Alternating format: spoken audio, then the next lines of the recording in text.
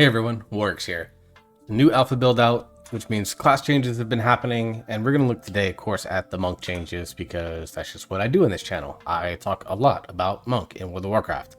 If you didn't figure that out by now, I don't know why you're here. But we're going to take a look at the monk changes that we've gotten today. Nothing for Brewmaster, so these are going to be for Mistweaver and Windwalker.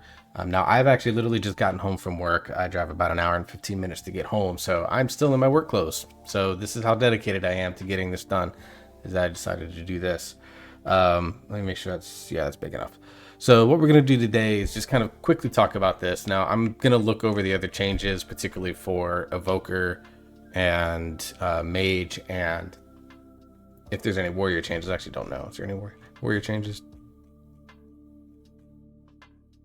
Yeah, some warrior changes. So I'll take a look at those on my own time. Probably not going to do videos on them, but right now I'm looking at Monk, Evoker, Mage, and Warrior as the 4 classes that I intend to play in the War Within. This could be my main warband. So let's just jump right into the changes here. Let's start with Mistweaver, and there's a start with the developer's note. Now I noticed this was on a couple of different healing specs, so I'm imagining this is just a general thing that they're doing for all of the thing. And oh, by the way, we're not only going to talk about the monk changes, we're going to talk about a couple of other things that I wanted to make note of as well. So that's why you see these other tabs up at the top. Anyways, developers note, we are making some changes to raid healing cooldowns in the War Within to increase their effectiveness in content with less than 20 players. Our goal is to make these spells feel powerful in all forms of content, particularly smaller dungeon, PvP, or raid groups. The healing of these cooldowns will remain equal when healing 20 injured allies as they previously did, and only take into account injured allies as contributing to their splash cap. This will be a slight reduction in effectiveness when healing more than 20 players, but this trade-off has seemed reasonable to us as the availability and strength goes up as group size increases. So revival healing baseline increased by 400%, but it now decreases its healing beyond 5 targets. That is actually a pretty big change. Revival, I think, was already one of the more powerful raid throughput cooldowns. It's not quite like a Holy Word Salvation, but it was pretty powerful, and with it being able to remove effects as a master spell to go on top of it, Revival is really, really good cooldown. So I'm really curious to see how this is going to affect Revival. It probably makes it one of the better raid cooldowns in my opinion. Definitely makes it a really powerful group cooldown.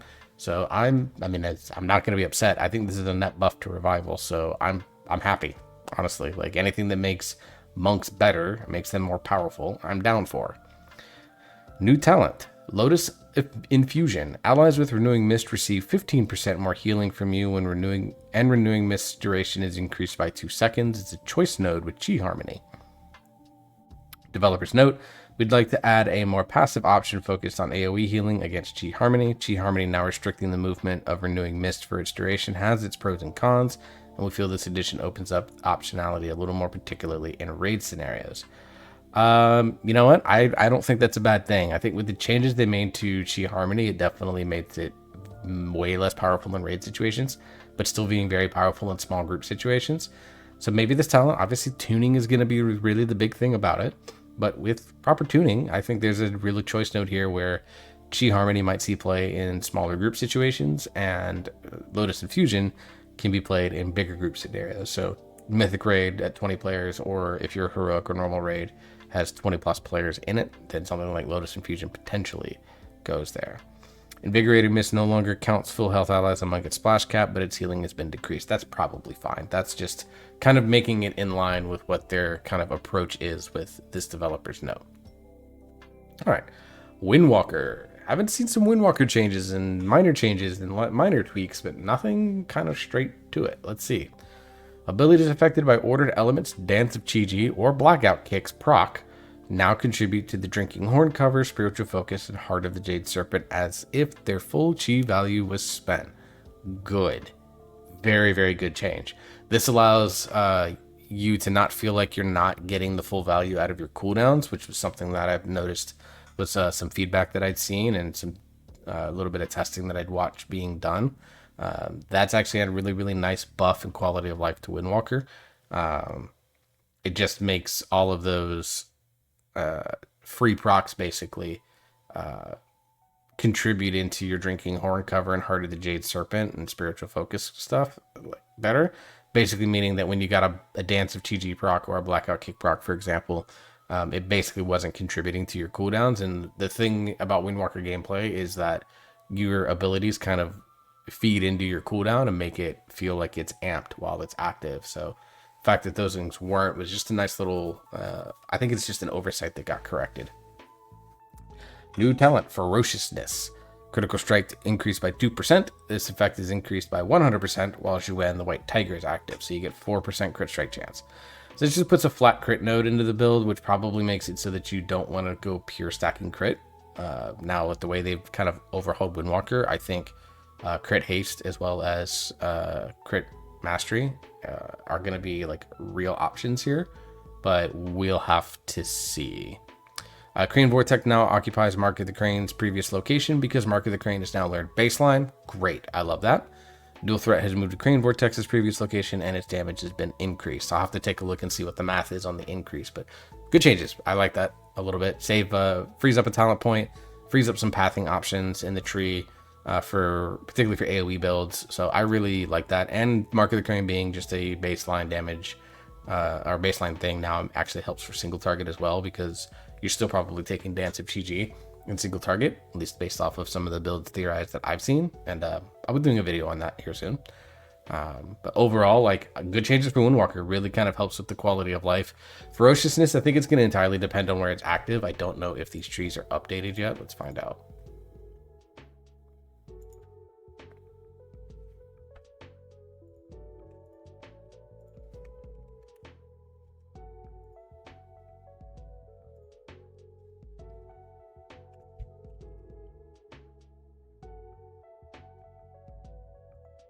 Okay, so Ferociousness is up here next to Ascension. So I think it makes it kind of easy to take, potentially. We'll have to see. Like, you'd still grab this, you still grab a Momentum Boost, you're still grabbing Acclamation, and I still think you grab Combat Wisdom because you need it to get Teachings of the Monastery. And I think you grab, like, Ascension and Hardened Souls. So, like, it's still possible to potentially skip this with the way the talent tree builds out. But if you have flex points towards the end and there's nothing down here you want, coming back and grabbing this is probably fine. It just makes juicing your Juan window even better. I don't know how effective that's going to be. Something like with Conduit of the Celestials, it's possible. I don't know. I'll have to play around with it, do some thinking on it and things of that nature. But overall, I think that these are decent changes overall for it. And,